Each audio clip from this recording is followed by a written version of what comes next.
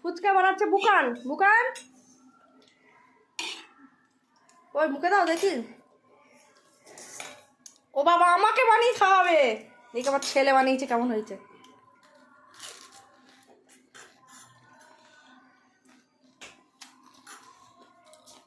লজ্জা বেরিয়েছে।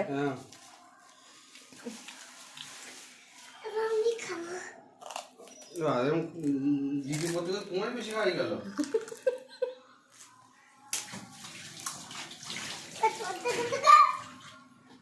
এবার রেখে দাও খাও। খাসি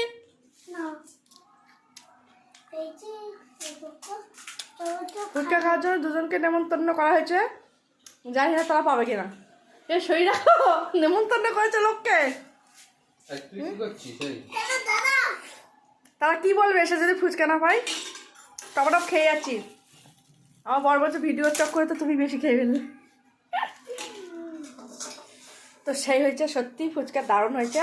বাইরে বেরোনো হচ্ছে না সেই কারণে। খাও খাও, গান খাও না। দারুণ দারুণ, মুখ ভরে যাচ্ছে রসগোল্লার মতো।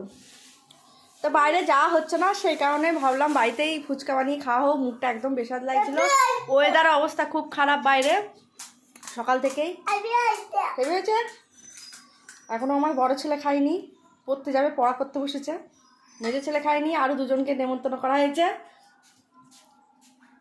ফুচকা আছে এই কটা, এই খেও না। তো চলো যাদের নেমন্তন্ন করেছি তারা আসুক, তোমাদের সঙ্গে আমরা শেয়ার করছি।